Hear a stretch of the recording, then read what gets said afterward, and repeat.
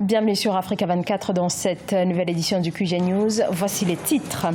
Malgré l'adoption de la réforme de la commission électorale indépendante en Côte d'Ivoire, l'opposition maintient la pression. Le Front populaire ivoirien refuse de participer à la nouvelle CEI. Le Rwanda capitalise sur son tourisme, secteur qui génère plus de 400 millions de dollars chaque année.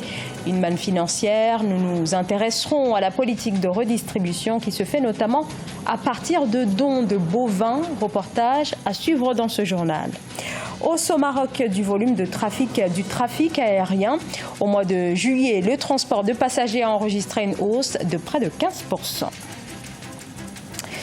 Mais tout d'abord, l'actualité en Centrafrique avec cette information au sujet d'Alexandre Ferdinand Ngandé. L'ancien président du Conseil national de transition a été empêché de quitter le pays. C'était dimanche, alors que l'opposant au président Faustin Archange Touadéra cherchait à s'envoler pour la France. Alexandre Ferdinand Ngandé, à la tête du CNT de 2013 à 2016, est actuellement poursuivi pour détournement de fonds et placé sous contrôle judiciaire, indique le ministre de la Justice.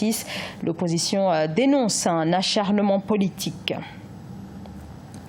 En Côte d'Ivoire, le FPI refuse de participer à la nouvelle commission électorale, organe chargé d'organiser la présidentielle de 2020. Mais le Front populaire ivoirien considère pour l'heure qu'il n'offre aucune garantie d'impartialité pour organiser justement cette élection. Marcel Farba-Maroun. À l'approche d'un rendez-vous électoral crucial pour la Côte d'Ivoire, le Front populaire ivoirien, FPI, a annoncé qu'il ne siégera pas à la CEI, Commission électorale indépendante, l'organe chargé d'organiser le scrutin présidentiel. Sollicités par le gouvernement, les responsables du dit parti disent ne pas se sentir concernés, la loi ne correspondant ni à l'esprit ni à la lettre de la réforme telle que sollicitée. Nous avons convenu de mettre en place une CEI consensuelle à l'issue d'un processus de négociation. Cela signifie que le texte qui devait faire l'objet d'un vote du Parlement devait être un texte consensuel. À notre grande surprise, le gouvernement a adopté en Conseil des ministres un texte de sa convenance et le fait voter à l'Assemblée nationale. En 2016, la Cour africaine des droits de l'homme avait rendu un arrêt demandant au gouvernement ivoirien de changer la composition de la CEI. La loi adoptée le 30 juillet 2019 stipule que la CEI doit comprendre 15 membres, dont un représentant du président de la République, un du ministre de l'Intérieur, 6 de la société civile, 6 des partis politiques du pouvoir et de l'opposition et un représentant du Conseil supérieur de la magistrature. Ce texte, voté par l'Assemblée, ne règle pas tous les problèmes qui sont au centre de la polémique sur la CEI. Nous avons souhaité que ces attributions soient enrichies de manière à ce que son indépendance soit consolidée. En rappel, la faction du FPI, dirigée par Pascal Affi-N'Guessan, est opposée au camp composé des membres restés fidèles à l'ancien président Laurent Gbagbo. Elle est actuellement la seule reconnue par les autorités pour représenter le FPI à la CEI. En République démocratique du Congo, Oli Ilunga a été entendu ce mardi par la justice dans une enquête sur l'utilisation de fonds publics dans la lutte contre l'épidémie d'Ebola. Une enquête est ouverte sur la gestion des fonds. Ministre de la Santé depuis décembre 2016, Oli Ilunga a remis sa démission le 22 juillet après que le chef de l'État, Félix Tshisekedi, ait décidé de lui retirer la conduite de la lutte contre l'épidémie qui, en l'espace d'une année, a tué près de 2000 personnes en République démocratique du Congo. Le Rwanda, aujourd'hui, un modèle de dynamisme économique en Afrique et aussi une nouvelle destination touristique tendance. Les collines escarpées et les activités dans les parcs nationaux sont toutes soumises à des droits d'entrée payants. Le tourisme, un secteur capital pour l'économie rwandaise et dont une partie des revenus est redistribuée aux foyers les plus modestes à travers des dons de bovins. Reportage entre correspondants, Fraterne Ndaka Isenga. Dans le cadre du programme de partage des revenus touristiques, l'Office rwandais de développement a procédé à la distribution de 729 vaches aux familles les plus démunies des environs du parc national des volcans. L'élevage du bétail est l'un des 36 projets financés par le gouvernement rwandais pour améliorer les moyens de subsistance des communautés vivant autour des parcs. Je suis normalement agriculteur et il me fallait du fumier pour développer mon activité. Je ne pouvais pas m'offrir une vache comme ça, mais grâce à mon appartenance dans une coopérative, on me l'a offerte. Cela fait quelques mois que j'ai cette vache, mais je vois déjà la différence. Je sais que je vais pouvoir aller loin en termes de développement. Le gouvernement rwandais octroie 10% des revenus touristiques des parcs au projet de développement des populations avoisinantes des parcs nationaux. Durant l'exercice fiscal 2018-2019, cette somme a atteint 1,5 milliard de francs rwandais, soit le double par rapport à 741 millions de francs rwandais en 2017-2018.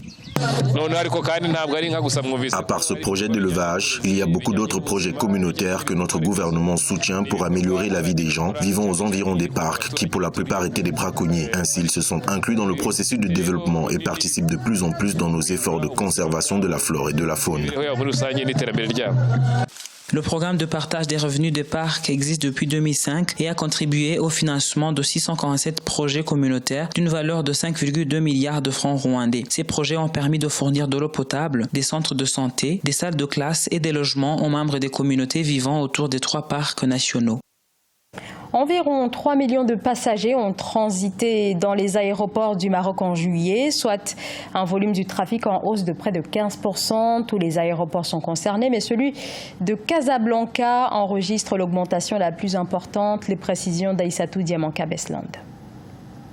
Au Maroc, on note une bonne solidité du transport aérien. Un volume de trafic commercial de 2 394 773 passagers a été enregistré en juillet 2019, soit une hausse de 14,24% par rapport à la même période de l'année 2018, selon un communiqué de l'Office national des aéroports. L'aéroport Mohamed V de Casablanca a accueilli plus de 45,11% du trafic passager global, soit 1 80 399 passagers en juillet 2019, en évolution de 9,72% par rapport à la même période de l'année précédente. Toujours selon le communiqué, la majorité des aéroports du Royaume ont enregistré des évolutions importantes en termes de chiffres.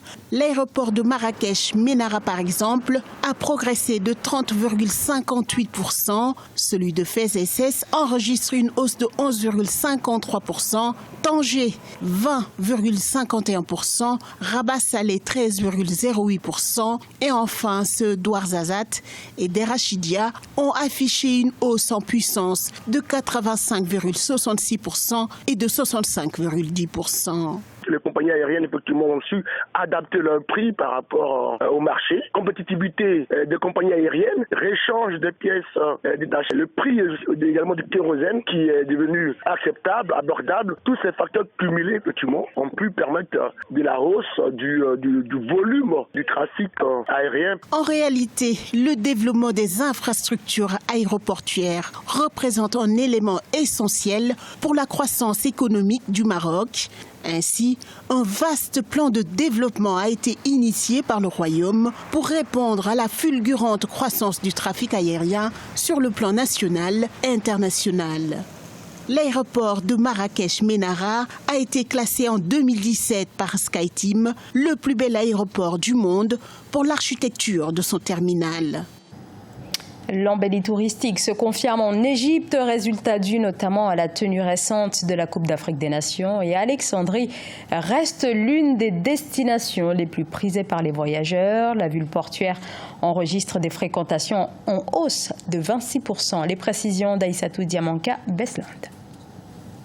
En Égypte, le marché touristique est au vert, les perspectives restent positives. L'année 2019 est ainsi devenue une année charnière pour l'économie touristique nationale, selon le rapport trimestriel du MENA, le Middle East and North Africa, qui comprend tous les pays du Moyen-Orient et de l'Afrique du Nord. Ces données positives qui concernent le secteur touristique égyptien s'expliquent en premier lieu par les retombées de la Coupe d'Afrique des Nations de 2019, surtout pour la ville d'Alexandrie, du Caire. Alexandrie continue de dominer le marché en matière de performance tarifaire, enregistrant une amélioration de 26% du tarif journalier par rapport à l'année précédente.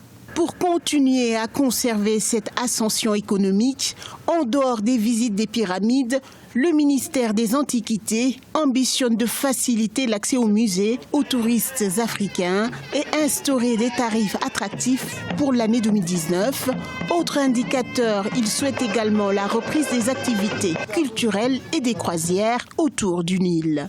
Je pense que le signal principal qu'il faut retenir, c'est que la confiance est en train de revenir autant chez les tour opérateurs que chez les touristes eux-mêmes. Oui, je parlais du marché de niche que représente le Nil et les nombreuses croisières qui sont organisées. Et le ministère du Tourisme souhaite développer davantage ce tourisme, non pas de masse, mais de niche un peu spéciale et à l'attention d'un certain type de tourisme. Mais l'Égypte reste une valeur sûre à travers les pyramides. Sur le plan historique, l'Égypte est un pont entre l'Afrique du Nord-Est et le Moyen-Orient et son histoire remonte à l'époque des pharaons. Sa richesse culturelle et son attrait touristique ont toujours été un atout pour la croissance économique du pays.